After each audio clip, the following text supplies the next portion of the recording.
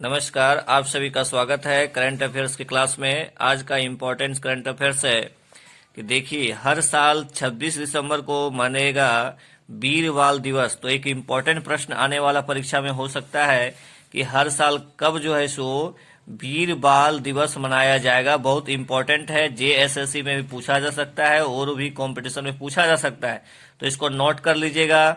सभी लोग copy pen लेकर एकदम रेडी रहिए। बहुत इंपॉर्टेंट क्लास है करंट अफेयर्स के लिए, और इसी तरह से लेटेस्ट अपडेट से रहिए। देखिए, इसमें लिखा हुआ है कि हर साल 26 दिसंबर को मनेगा वीर बाल दिवस। ठीक है, यानी ये ऐलान किए हैं हमारे प्रधानमंत्री मोदी जी। ठीक है, तो याद रखिएगा।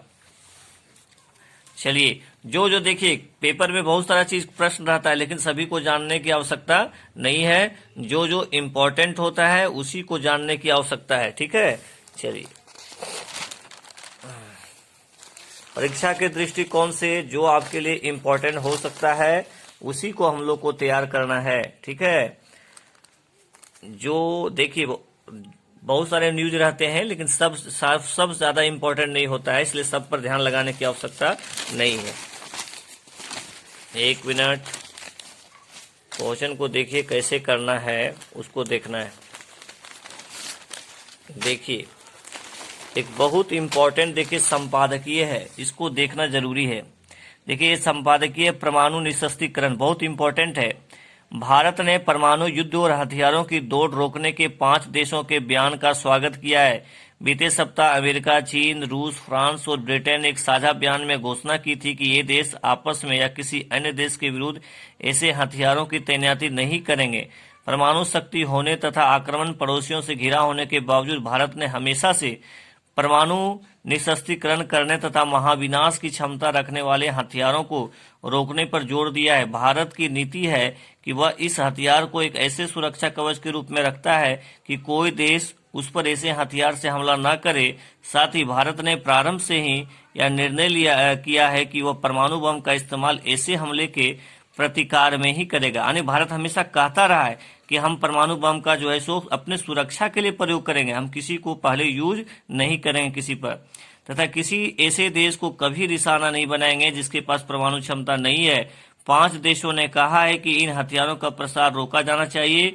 उल्लेखनीय है कि भारत ने हमेशा परमाणु अप्रसार अभियान की अगुवाई की है, जबकि इस संबंध में इन 5 देशों का इतिहास और वर्तमान बहुत सकारात्मक नहीं है।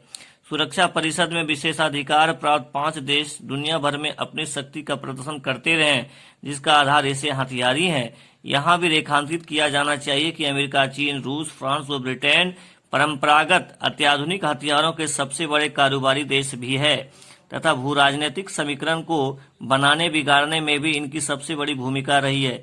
ये देश अपने राजनीतिक, आर्थिक, सामरिक और कूटनीतिक हितों को साधने के लिए क्षेत्रीय तनावों का लाभ उठाने की भी कोशिश करते हैं।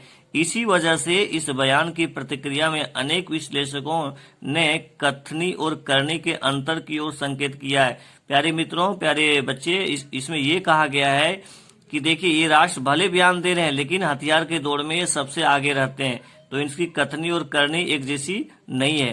प्रधानमंत्री नरेंद्र मोदी ने संयुक्त राष्ट्र और अन्य अंतर्राष्ट्रीय मंचों पर युद्ध, गृहयुद्ध, आतंक, क्षेत्रीय तनाव आदि से संबंधित पहलुओं पर विचार करते हुए अक्सर कहा है कि विश्व को युद्ध नहीं, बुद्ध की राह को अंगीकार करना चाहिए। This is very important point, इसको नोट कर लीजिएगा कि विश्व को युद्ध नहीं, बुद्ध की राह को अंगीकरण करना चाहिए। हमारे मोदी जी कहते हैं, स्वतंत्रता के बाद से भारत को लगातार युद्धों और 6 युद्धों का सामना करना पड़ा, फिर भी भारत ने आक्रामक नीति नहीं अपनाई है। कई देशों में शांति में स्थिरता के लिए तैनात संयुक्त राष्ट्र शांति सेना में भारत का उल्लेखनीय योगदान रहा है। इन 5 देशों के अलावा भारत, पाकिस्तान, इजराइल और उत्तर कोरिया के पास परमाणु हथियार हैं।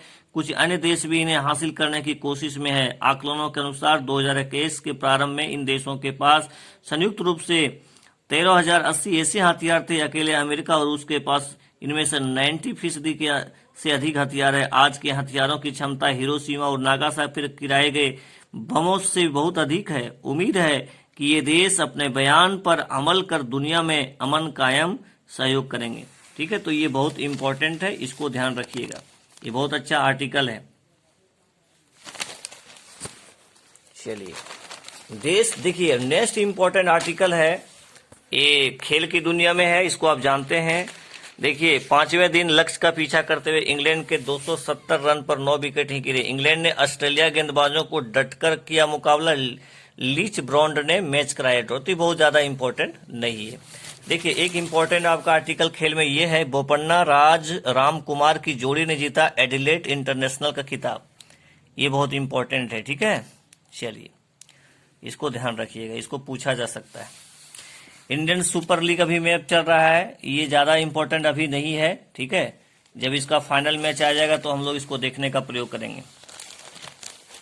अभी देखिए निर्णायक टेस्ट कल से कोहली ने शुरू की प्रैक्टिस। दक्षिण अफ्रीका के खिलाफ खेलने की उम्मीद बढ़ी। तो इसमें बहुत ज्यादा इंपॉर्टेंट ये भी नहीं है। इसका भी जब सुनवाई हो जाएगा, फाइनल हो जाएगा, तब ये इंपॉर्टेंट होगा। ये बहुत ज्यादा इंपॉर्टेंट न्यूज नहीं है। जम्मू कश्मीर में भारी बर्फबारी, भूस्खलन, राष्ट्रीय राजमार्ग ये सब हो रहा है, बहुत ज्यादा ठंडा पड़ रहा है। हाँ ये बहुत इंपॉर्टेंट है। भारत में पहले स्वदेशी विमान वाहक पोत का परीक्षण किया गया। ये बहुत इंपॉर्टेंट है, इसको इंपॉर्टेंट कर लीजिएगा। भारत के प्रथम स्वदेशी विमान वाहक पोत आईसी विक्रांत ने अगस्त में बेड़े में शामिल होने से पहले गहरे समुद्र में जटिल युद्धाभ्यास करने के लिए रविवार को एक और परीक्षण शुरू कर दिया। 40,000 टन वजन इस विमान वाहक गोत ने गत वर्ष अगस्त में 5 दिवसीय पहली समुद्री यात्रा सफलतापूर्वक पूरी की थी। गत वर्ष अक्टूबर में 10 दिवसीय समुद्री परीक्षण किया था। भारत में बनने वाला यह सबसे बड़ा और सबसे जटिल युद्धपोत है। इस युद्धपोत का निर्माण लगभग 23,000 करोड़ रुपए की लागत से किया गया है और इसके निर्माण ने भारत को उन चुनिंदा देशों के समूह में शामिल कर दिया है जिनके पास अत्याधुनिक विमान पोत बनाने की क्षमता। ये तो बहुत इंपॉर्टेंट है। भारत के पहले स्वदेशी विमान वाहक पोत का नाम क्या है? तो विक्रांत है, ठीक है। चलिए इसको याद रखिएगा। देखिए एक बहुत इंपॉर्टेंट है कि न्यूयॉर्क में गैर नागरिकों को मतदान करने का अधिकार, इसको ध्यान रखिएगा। और बहुत ज्यादा इंपॉर्टेंट नहीं है। एक इंपॉर्टेंट जो है, जो आपको जानने की आवश्यकता है, वो है कि पाकिस्तान सुप्रीम कोर्ट को मिली पहली महिला जज। ये बहुत इंपॉर्टेंट है, इसको बीपीएससी में पूछा जा सकता है। ये कौन बनी है? तो आयशा मलिक बनी है। क्या बनी है? आयशा मलिक, ठीक है। आयशा मलिक जो है ये बनी है आपका supreme court, Pakistan supreme court की पहली जो है सो महिला जो है सो जज है ना, मुख्य न्यायाधीश। पहले पाकिस्तान सुप्रीम कोर्ट को मिली पहली महिला जज, ठीक है। इसको ध्यान रखिएगा, सुप्रीम कोर्ट की महिला जज बनी है आयशा मलिक। तो ये इंपॉर्टेंट आपका प्रश्न है, ठीक है प्यारे बच्चों, है ना। ये बहुत इंपॉर्टेंट है। और ऐसा है कि देखिए ये इंपॉर्टेंट है इकोनॉमिक्स के लिए। जन धन खातों में जमा 1.5 लाख करोड़ के पार। ये बहुत अच्छा इंपॉर्टेंट डाटा है। जन धन योजना के तहत खोले गए बैंक खातों में जमा राशि का आंकड़ा 1.5 लाख रुपए को पार कर गया। 7.5 साल पहले शुरू हुई प्रधानमंत्री जन धन योजना के तहत खातों की संख्या 44.23 करोड़ पर पहुंच चुकी है। इस योजना ने पिछले साल अगस्त में क्रियान्वयन के 7 साल पूरे किए थे।